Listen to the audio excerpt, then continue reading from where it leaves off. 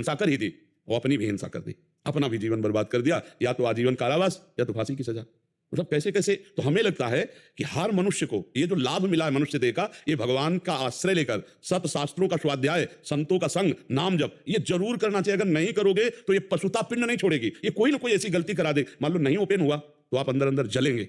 अगर भयानक पाप बन गया तो आप सह नहीं पाओगे, आपका मन आपको दंड देना शुरू कर देगा, फिर लगेगा यार अपना ही शरीर नष्ट कर ले। ऐसे ऐसे विचार आने लगते। जब हमारा पाप कर्म बन जाता है और कोई उसका दंड नहीं मिलता तो हमको डिप्रेशन में उतारता है। ये दंड है, हर समय भयभीत रहना, व्यर्थ की कल्पना करना, व्यर्थ की चिंता करना, ये उन्हीं पापों का फल है जो ओपन नहीं हुए, जिनका कोई दंड नहीं मिला। इसलिए हमारी प्रार्थना है कि ब्रह्म ज्ञान, भगवत प्रेम, ये बहुत ऊंचाई पे रखा हुआ है। ये ऐसे नहीं है कि आप ऐसे तोड़ो और खा लो, बहुत ऊंचाई पे है। उसके लिए आपको चरित्र पवित्र रखना पड़ेगा, नाम जप करना होगा, दूसरों का उपकार करना। ये देह मिली है, दूसरों का माता पिता परिवार ये तो अपने है ही है। गली चलते अगर किसी पशु पक्षी की भी सेवा करनी पड़े तो हम उसके लिए भी राजी रहे, तब जाकर हमारा हृदय पवित्र होगा। फिर हमको भगवान गुरुदेव की कृपा से ये जो तत्वबोध है, ये तत्वबोध है, अकर्ता स्थिति अभोक्ता स्थिति, ये तत्वबोध है, ये तब होता है जाकर के। अब ऐसे पढ़ लिख करके थोड़ी होता है, पढ़ लिख के नहीं होता, वो होता है। देखो इसीलिए उपनिषद में लिखा, नायमात्मा प्रवचनेन लभ्या न मेधया न बहुना श्रुतेन। बहुत प्रवचन करने वाले को तत्वबोध नहीं होता, बहुत प्रवचन सुनने वाले को तत्वबोध नहीं होता, बहुत बुद्धिमान को तत्वबोध नहीं होता। बोले होता किसको है? बोले आत्मा जिसे वर्ण कर लेती है।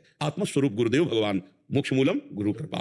गुरुदेव भगवान उनकी आज्ञा में अपने जीवन को अर्पित कर दिया और उनकी कृपा से सब ज्ञान विज्ञान आ जाता। समझ रहे बच्चा? हेमलता तिवारी